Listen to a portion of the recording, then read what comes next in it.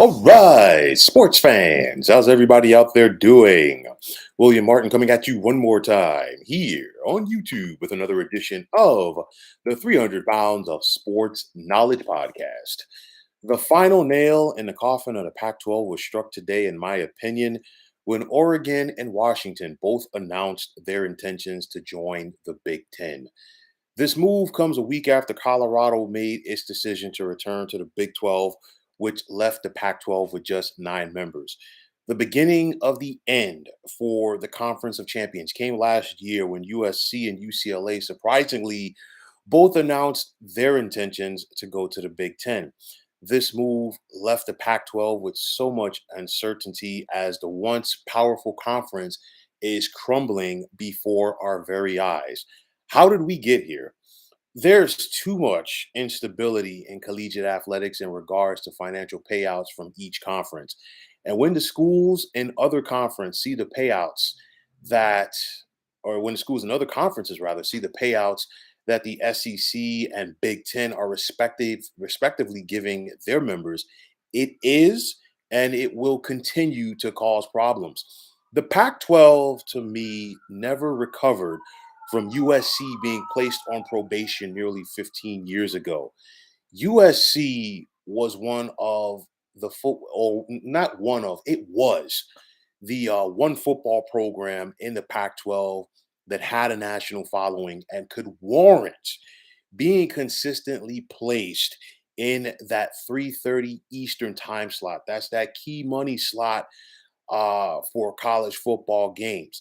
And they were respected nationally as the men of Troy are a national power. But you think back to the 60s and 70s and 80s and 90s when USC was on top of their game, they were must see TV. And then, of course, in the early to mid 2000s, when Pete Carroll was running the show, you had Reggie Bush, you had Matt Leinart, consecutive Heisman Trophy winners. USC was number one in the nation. Everybody wanted them on TV on a weekly basis. But of course, the men of Troy going on probation set them back. It set the Pac 12 back. And honestly, USC has never recovered to that level since. You also think about the Pac-12 only getting to the college football playoff twice. We saw Oregon do it in the tournament's inception, as well as Washington several years back.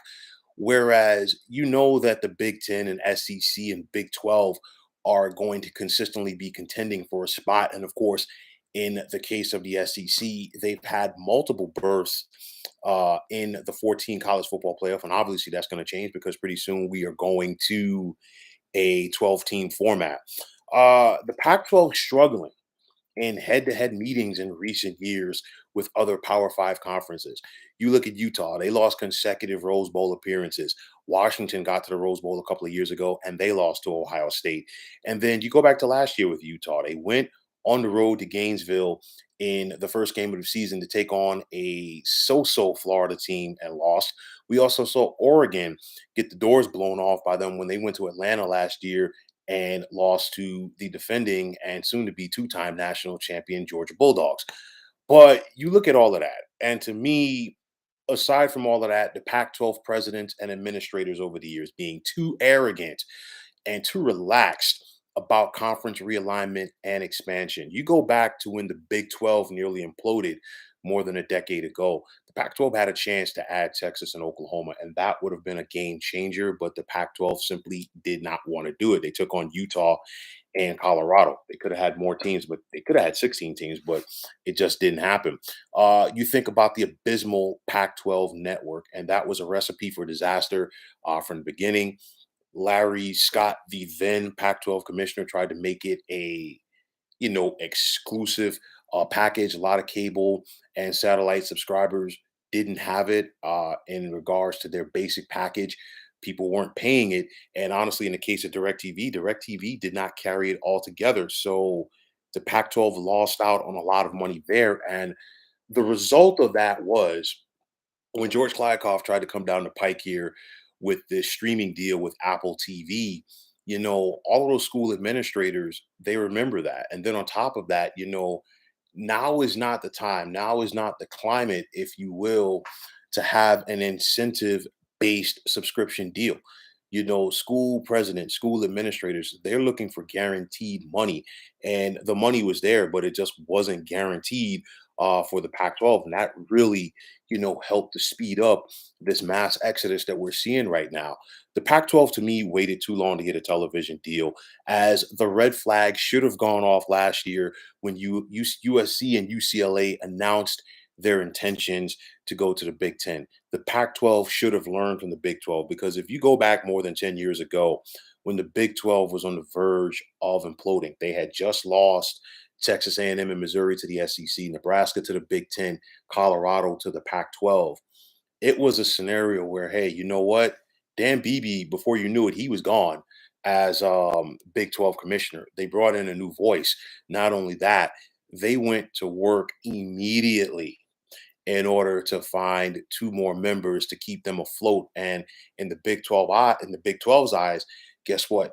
It's easier to, win the conference and get to the college football playoff potentially in a 9 or 10 team league when you played 9 games.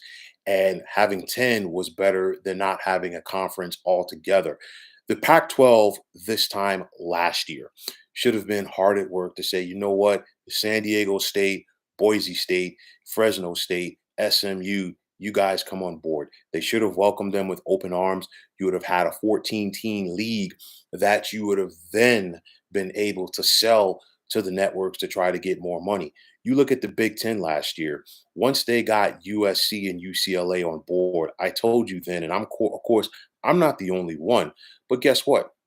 The Big Ten was then able to go into any network in the nation and talk turkey. Why? Because now you had the three biggest media markets in your back pocket. Rutgers represents the New York City area. Northwestern represents the Chicago area. And of course, USC and UCLA represent the Los Angeles market. And of course, what did we see from the Big Ten? A lucrative deal with Fox, CBS, and NBC. This is what the Pac 12 should have done. They should have gotten all of their schools together. They should have added schools, and then they should have been able to go to networks and say, hey, you know what? Let's talk turkey. But they were too relaxed, too sitting back to say, hey, you know what? Let's see what the Big 12 does, and we play off of that. The Big 12 could care less about the Pac 12. The Big 12 and Brett Yormark, they were full steam ahead in getting their deal. And Brett Yormark knew that, hey, you know what? I'm going to get this deal, and I'm going to go out there and get teams from the Pac 12. Colorado's already there. Arizona more than likely is going to join them, and even possibly Arizona State and Utah. So for Larry Scott and George Kliakoff, it's kind of like 1 and 1A as far as how you're going to go down in history and how you're going to be remembered for having this happen on your watch. Larry Scott, got the ball rolling as far as the destruction of the Pac-12, and George Kliakoff has simply just finished it off. So with Oregon and Washington going to the Big Ten, USC and UCLA going to the Big Ten, Arizona more than likely going to the Big 12, Colorado going to the Big 12, Utah and Arizona State more than likely going to the Big 12 as well. Where does this leave Stanford, Cal, Oregon and State, and Washington State? And I talked about all of this last year because I said this was a possibility. People are talking about Cal and Stanford possibly being independents. Washington State and Oregon State. For me, it would not surprise me to see them end up in the Big 12. And I say that because Brett Yormark, the commissioner of the Big 12, wants footing in all time zones across the country. And of course, having Washington State and Oregon State would give him that. I know that, he's gotten Arizona State. Pardon me, he's gotten Arizona more than likely. Arizona State and Utah are going to join. That's a possibility for Washington State and Oregon State. Would they team up with the Mountain West, who is looking very enticing right now? And then on top of that, for Cal and Stanford, you look at them, the prestige with these universities. Would they just say, you know what, the heck with the conferences altogether? We're going to go independent for right now. I don't know. There's a lot of things that could potentially be on the table here. And if you're the Big 12 and the Big 10, you basically sat back and got the teams you wanted without having to take on other teams. So, with that said, did the Big 10 and Big 12 help the Pac 12 fail? The conspiracy theorist in me is going to say yes, and honestly, the realist in me is going to say yes as well. Because guess what? It's very telling, in my opinion, when ESPN and Fox can't get a deal done with the Pac-12, but then the teams or the conferences rather that are represented by these two networks were easily able to go on and add the schools they wanted. Sounds to me like ESPN and Fox wanted some of the Pac-12 schools, but they didn't just want everybody. And at the end of the day, there are going to be some programs that are going to be left in the wash. This, of course, is not the end of realignment, and it never will end. Because I've said this before and I'm going to say it again. It will not surprise me within the next 5 years to see Clemson and Florida State end up in the SEC. We're already hearing the rumblings, and some of it's not even flat out rumblings. It's just basically people from Florida State coming out and saying, you know what, we are not happy with the amount of money that we're getting revenue wise from our ACC deal in comparison to that of the Big Ten and SEC. And with that said, you're hearing rumblings about Florida State looking to find ways to get out of their current grants of rights deal with the ACC. And if they are, you know what, it's game on because Florida State's going to bring in some money. Like I've said before, and I'm going to say it again, this is what happens when the money is not equally spread out. And this is why you see revenue sharing at the pro sports level. The NCAA has failed its members. This is a scenario where, hey, if the money was equally spread out conference by conference, we wouldn't be having this problem right now. But this is a scenario where, you know what, you got 131 or 133 FBS schools, whatever number it is exactly. But you know what? Good luck getting all of those school presidents and all of those school administrators on board to say, hey, you know what? We're better off with revenue sharing and allowing everyone to survive. That is not going to happen. And this is why you're seeing why the pro leagues have done revenue sharing. They've done luxury taxes, whatever, to keep the little guys, giving them an opportunity to compete with the big boys. This is why it's done. So you're looking at it. The Big Ten is going to have 18 schools next year. The SEC is going to be at 16. The Big 12, as of right now, is going to have at least 13. Arizona is expected to join, which will make it 14, while the ACC is going to have 14 as well. How long before we have 20? It's only a matter of time. It's not a given. It's it's not an if, it's a given that it's going to happen. There's still a lot of lingering questions. First and foremost, what's going to happen to the Rose Bowl game? And honestly, the Rose Bowl game already has lost a lot of its luster. And it's lost a lot of that luster due to the college football playoff because, first and foremost, we're not guaranteed, or we haven't been guaranteed in a long time, to see that traditional Big Ten, Pac 8, Pac 10, Pac 12 matchup in the Rose Bowl due to the playoff. That's first and foremost. And of course, with the playoff, to me, the playoff in itself is as good as it is, okay, to decide a national champion. It is taken away from the other bowl games, even the big bowl games, even the marquee bowl games. It's taken away from them because, number one, in this day and age, we don't know if players are going to opt out of their bowl games to get ready for the NFL draft. Coaches are leaving, you name it. So the Rose Bowl in itself has not meant what it did once upon a time. Once upon a time, this was the big game. This is why Keith Jackson, the late great Keith Jackson, dubbed it as the granddaddy of them all. That has not been the case. So I think if the powers that be, obviously the Rose Bowl is still going to be around, you're probably going to have a scenario where you're going to see a Big Ten team, probably versus a Big 12 team, if you will. But for me, as far as the tradition of the game went, it kind of meant something when you saw the big uglies, if you will, as Keith Jackson liked to refer to them as, from the Midwest, making that trek across country, the Michigans, the Ohio States, the Michigan States, the Penn States of the world, to take on those West Coast schools, the USCs, the UCLAs, the Stanfords, the Oregons, the Washingtons. It kind of meant something in those days. Obviously, those days are definitely going to be a thing of the past. For me, another question is what's going to be next for college football? There's going to be some out there that are going to say, you know what, this is great. There's going to be some out there that are going to say it's bad. I'll tell you like this: for the bigger schools that are able to make a headway, it's great. But for those that are left behind, it never is as great. You think back nearly 30 years ago when the Southwest Conference folded. The first domino to fall for the Southwest Conference was Arkansas leaving to join the SEC. Arkansas being the first team out, guess what?